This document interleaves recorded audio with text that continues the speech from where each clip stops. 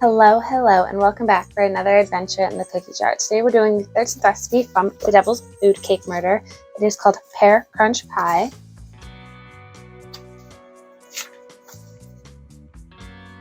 Overall, it's not a very long and it doesn't look very complicated, so hopefully for the best. You're going to want to preheat your oven to 425 degrees. You're going to want a 1 9-inch deep dish pie shell unbaked. If you're pressed for time, you can buy a frozen one at your grocery store. For the topping, you're going to want 1 cup all-purpose flour, half a cup of brown sugar, a 1/4 teaspoon of cinnamon, a 1/4 teaspoon of nutmeg. Freshly grated is best, but only use 1/8 teaspoon. Unlike some herbs and spices, freshly grated nutmeg is stronger than dried. You're going to want half a cup of salted butter, cut into small pieces, half a cup of chopped pecans, measure after chopping. For the filling, you're going to want 1 large 20.5-ounce pear halves in syrup or juice, or you're going to want 1 small 8.5-ounce pear halves in syrup or juice. You're going to want a 1/4 cup of white sugar, 2 tablespoons of cornstarch, 1/8 of a teaspoon of nutmeg, half that amount if you use freshly grated, 1/8 of a teaspoon of salt, 1.5 cups pear liquid. If you don't have enough, fill in with water. You're going to want to take the pears out, dry them off, and pour the liquid into a measuring cup to see if you have 1.5 cups. A tablespoon of salted butter and 1 teaspoon of lemon juice. So the first thing you're going to do is either with forks or a dough cutter or your blender, you're going to mix the flour, the brown sugar, the cinnamon, and the nutmeg. It does say you can use your hands, your fingers, 2 knives, or the thingamabobber. You're looking for something that looks like cornmeal. And then you're going to mix the chopped pecans in by hand. You're going to drain the pear halves, don't throw away the juice, dry the pears thoroughly on a paper towel. Before you turn on your burner, combine the sugar, cornstarch, nutmeg, and salt. You're going to stir them together until they're combined. You're going to mix in the pear liquid. You're going to turn the burner on to medium-high. Now here's where they gave very detailed instructions. You're going to cook it, stirring constantly until the mixture loses its milky appearance and turns clear. This is a little tricky for anyone who's not used to working with cornstarch. A good rule of thumb is to heat the mixture, stirring constantly with a wooden spoon or a heat-resistant spatula until it just barely reaches the boil. Set your timer for 5 minutes and keep stirring the entire time. That guarantees you've cooked it long enough. When the 5 minutes are up, remove the saucepan from the burner, and then you're going to stir in your butter and lemon juice. Let it cool while you work with the pear halves. Arrange the pear halves rounded side up into the bottom of your unbaked pie shell. You don't have to worry about being too artistic because the pears will be covered with a crunch topping. When the pear halves are arranged to your satisfaction, place the pan with the pie shell on a drip pan. I use a cookie sheet with sides. Pour the hot pear pudding you just made over the top of the pear halves as evenly as you can. And then you're going to give the topping a final stir and then pour that over. It says this will form the sweet crunch part of Pear Crunch Pie. It does make a lot of topping, so heap it on and press it down to form a bumpy golden brown top crust. You're going to bake it at 425 for 20 to 25 minutes until the topping is dark golden brown and looks delicious. In this case, looks are not deceiving. It's yummy.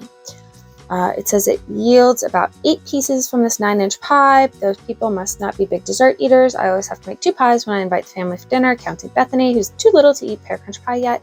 There are only 7 of us. It says that these used to make a slew of these pies for Sally's Thanksgiving buffet. The pear crunch pies were a great addition to Sally's wonderful pumpkin pie. So everything's laid out. Let's get started. This is everything we're going to need for this pear crunch pie. Okay, so first we're going to add the flour, brown sugar,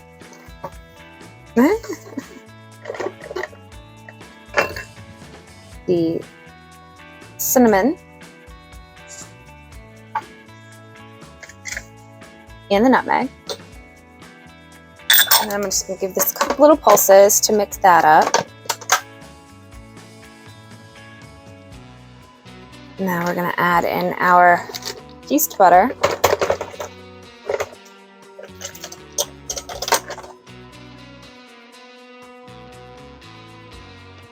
To our mixture, we're stirring the pecans.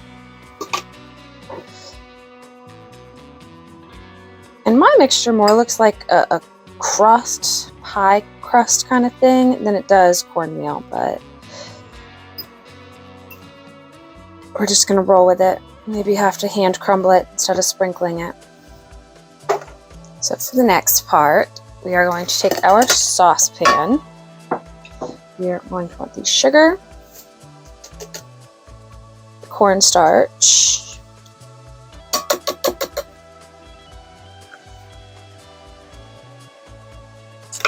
the nutmeg, and the salt.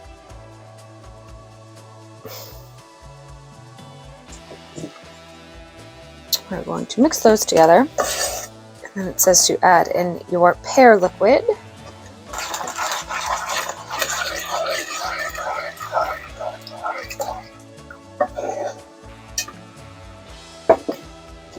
It is very cloudy and milky looking. Apparently we want to make this clear.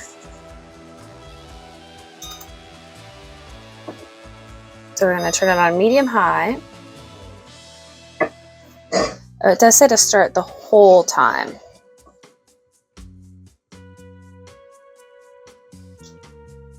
All right, we have reached a boiling point. So set a timer for 5 minutes and keep stirring.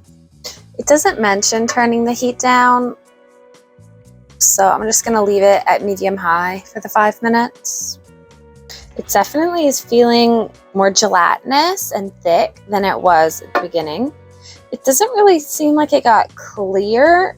It seems less milky looking by just a hair.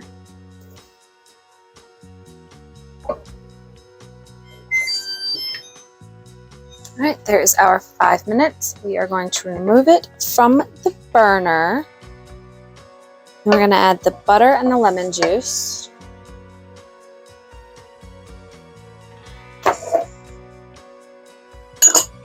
Let's stir it in.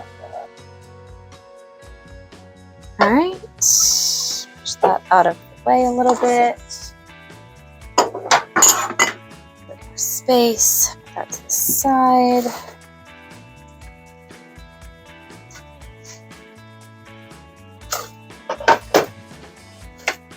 So it says to put these in here rounded side up. So I assume that means this way, with the little outside up, not the inside. I do think I have more pears in the bottom of the thing, so I don't know if I'm supposed to layer it. Not sure how that's supposed to go. Actually, I think I'm gonna do, let's try to put the big ones like that.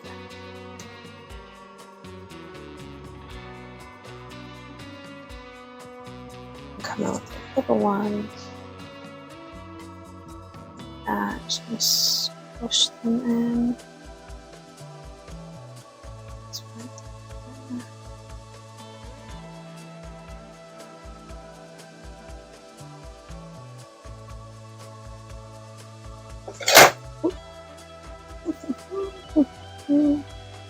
I got it on a drip pan. Now we're going to put this over top.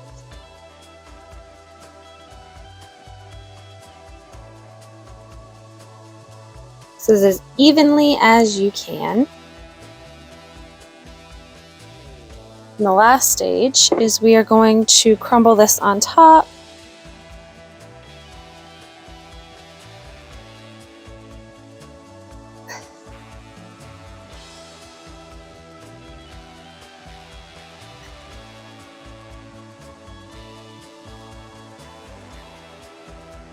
I'm just going to pinch some and try to flatten it out a little bit and then put it down. It honestly, it resembles a cookie dough. It does not resemble any kind of anything else. I don't know if I put too much butter, but this is what we have going in the oven for 20 to 25 minutes. So I put it in for 20 minutes and this is what we ended up with. It definitely could have used maybe, I don't know, 3 minutes less, but let's see how it tastes.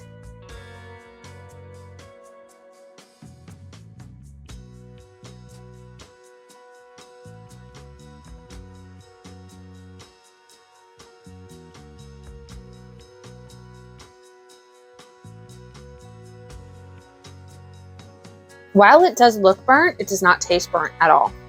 It's actually really nice. It's definitely coming through with the pears and the nutmeg. And it's actually really, really nice. I like it a lot, actually. I was kind of hesitant when I saw how it came out and how overly brown it was. But it's very crunchy, a little chewy, it's sweet, it goes really well with the pears. The nutmeg and the cinnamon, they're not too overpowering, but they're just enough to like ride with the pear. Overall, it's really, really nice.